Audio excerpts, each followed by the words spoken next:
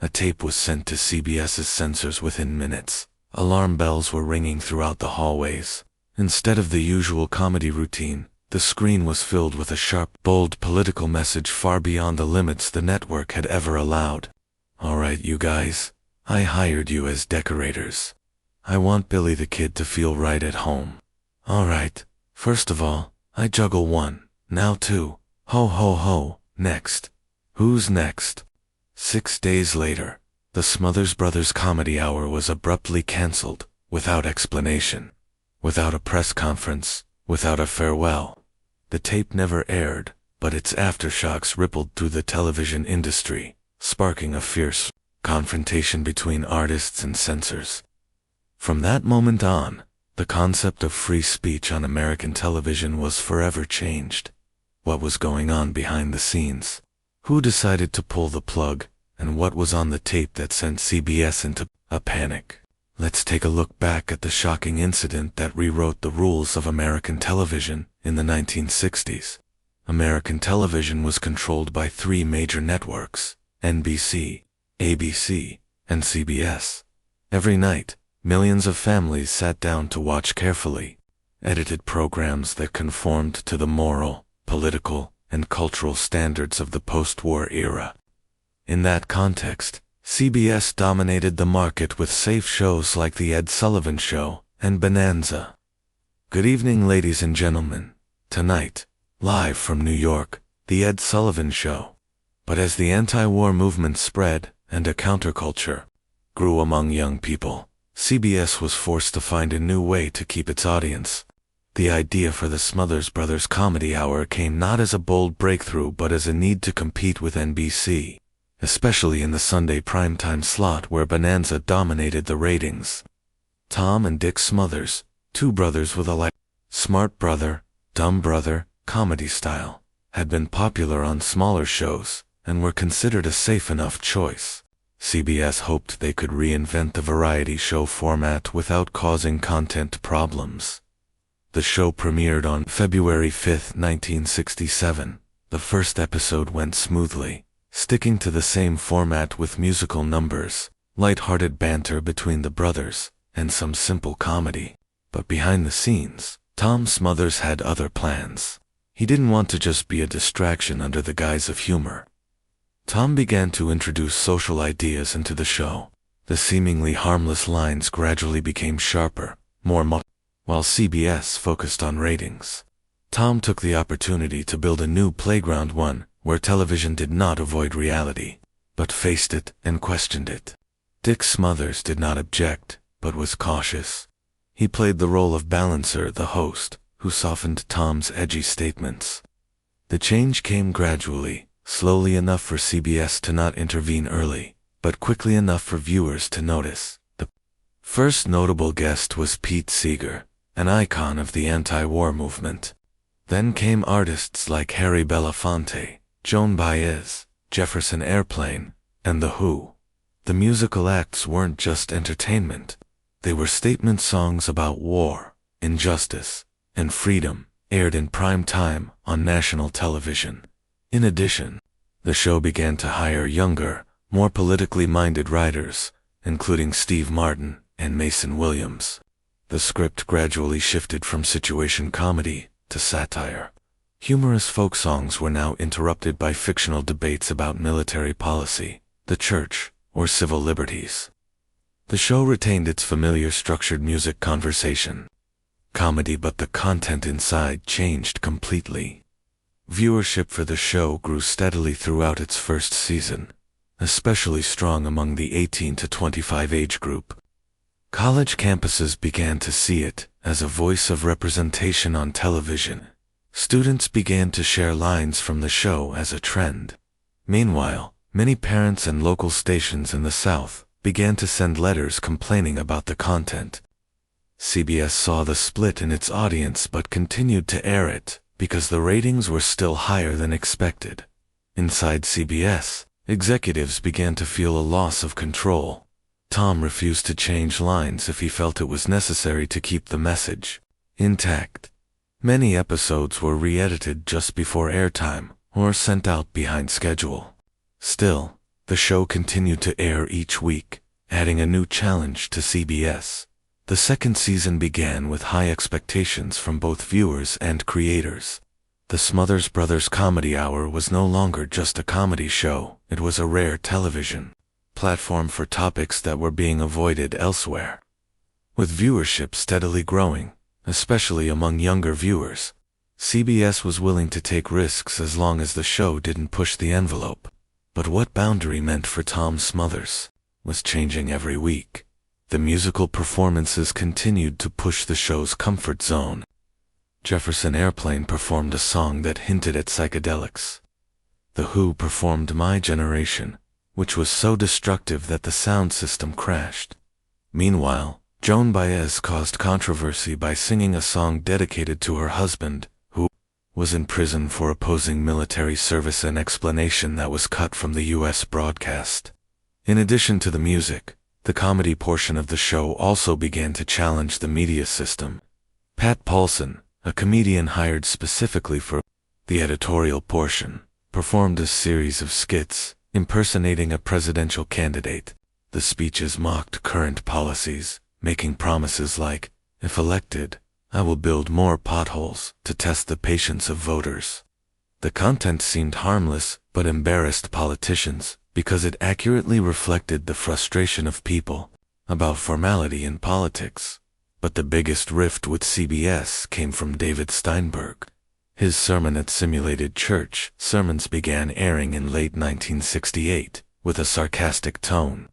Steinberg turned religious figures into symbols of political power, mixing scripture with current events. One October 1968 skit was vehemently rejected by several CBS affiliates as offensive to their beliefs, and CBS received more than 300 complaints in a single week. The public reaction was mixed. Students took notes from Steinberg in their notebooks. Unofficial video stores began reselling the cut clips. College newspapers published articles analyzing the show. For many young people, the show was the only American television show that reflected the reality they lived in. The more successful the show became, the more it embarrassed CBS. Censorship regulations became stricter. CBS required each episode to be submitted 10 days in advance for review.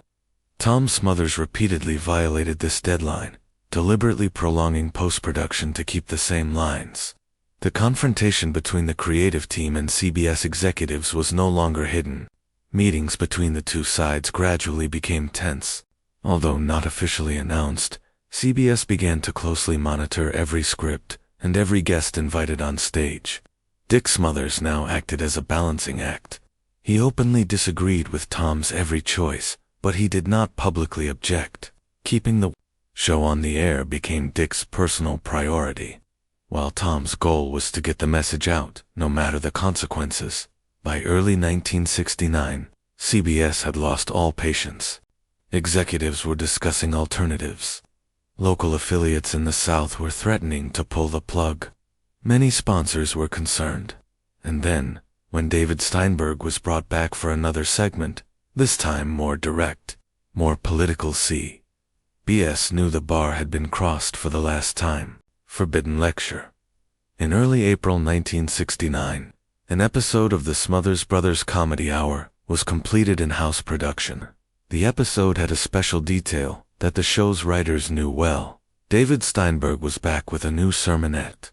CBS had warned that any appearance by Steinberg after the controversy late the previous year would pose a serious risk to the show.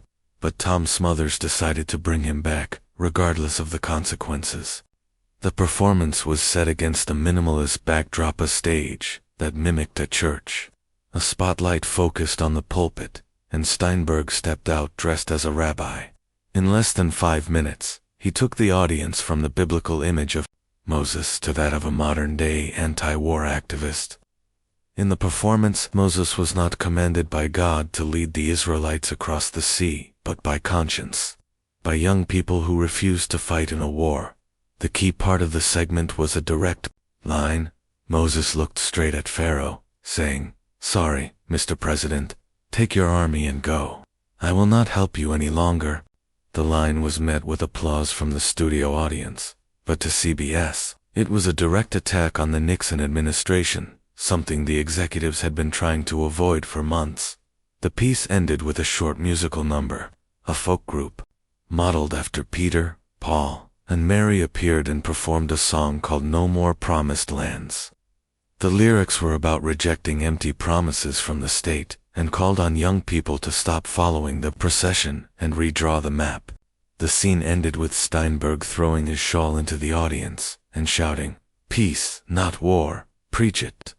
The tape was sent to CBS as usual, but unlike previous episodes, this one was blocked. Shortly thereafter, CBS claimed that the episode had missed its deadline for review and was in violation of its production agreement.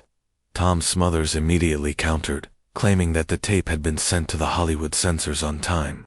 The problem, he said, lay with the New York headquarters, where the review process had been unusually lengthy.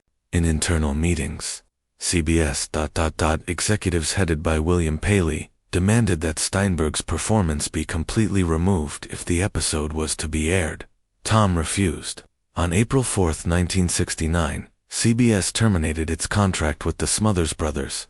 Comedy Hour. There was no formal press conference, no advance notice to viewers. The following week, the show. The fall in legacy for Tom and Dick Smothers was significant. The cut was a blow to their careers and reputations. They were not invited back to television for years, and nationally broadcast offers disappeared almost immediately. Tom became a difficult person to hire, considered too risky for the network.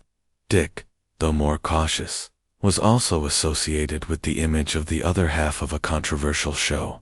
Every door that had been opened to them in the television industry was immediately closed. Behind the scenes, though, a quiet legal battle began. The Smothers Brothers sued CBS for breach of contract, claiming that the cancellation of the show, based on late episodes, was just an excuse. The lawsuit dragged on for nearly 4 years. In 1973, a court ruled in their favor, ordering CBS to pay more than $770,000 for violating the co-production clause. But with their legal victory, they never regained the status they once had on television. During that time, the relationship between Tom and Dick was also tested. Dick later said in an interview that he did not fully agree with Tom's stubbornness. He believed that if Tom had made some concessions, the show could have lasted longer and had a greater impact. But the two remained close on stage. Although they were no longer on television, they continued to perform live in small theaters, maintaining a loyal following. CBS's decision to pull the show had a ripple effect across the media industry. Many young producers, including Lorne Michaels, who would later create Saturday Night Live, saw it as a lesson in the limits of creative freedom when confronting the power structure of television. Michaels once said that, without the Smothers Brothers, there would be no SNL.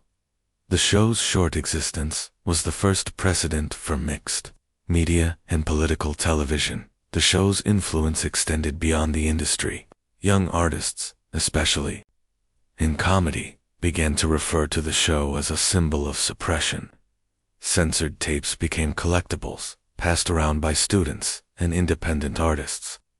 Some sketches that CBS had previously rejected were later discovered in writers' private archives, adding to the symbolism of censorship. In terms of reputation, the perception of the show and the Bros changed over time. In 2008, Tom Smothers received an honorary Emmy Award, nearly 40 years after it was taken off the air. In his speech, he said simply, "Peace is harder than war," a quote that has since been widely quoted in the media. In 2010, both were inducted into the Television Academy Hall of Fame, marking a belated but significant restoration of honor. Outside of the entertainment industry, their story is also seen as part of the history of free expression in America. Tom and Dick were included on the Nixon administration's enemies list in the early 1970s. Although they did not suffer the same direct consequences as some politicians, their appearance on the list was seen as clear evidence that the show had truly embarrassed the administration's something few television shows had done before. By 2022, the entire archive of the show, including scripts, tapes, and unaired sketches, was transferred to UC Santa Barbara. This marks the first time many of the show's internal documents have been made available to researchers, including some sketches that CBS had ordered destroyed. The digitization of the archives will help reshape the show's legacy, especially for a younger generation who never saw the heyday of protest television. When Tom Smothers died in late 2023, social media was flooded with show clips, old stage photos, and tributes from famous comedians. Stephen Colbert, John Oliver, and Sarah Silverman all mentioned him as one of the pioneers of modern political comedy. They spoke of him not as a legend of the past, but as part of the roots that made American television more daring and outspoken. But now, unexpectedly, the show is starting to re-enter popular memory through an unlikely source, internet. VHS tapes that were once passed around among college students are now digitized and spreading rapidly on YouTube, Reddit, TikTok, and other video sharing platforms. Echoes of a silent song, the line "Mom always liked you best," have become the soundtrack to countless memes and parodies. A clip of Patson's fictional 1968 campaign, in which he promised to solve all problems by waiting for them to go away, has been shared millions of times in the current political climate. Sketches once considered too sensitive are now considered classics of thoughtful satire. The rediscovery is not just nostalgia, but a belated recognition of a show that was ahead of its time. The UC Santa Barbara archives continue to be mined by researchers, students, and documentarians.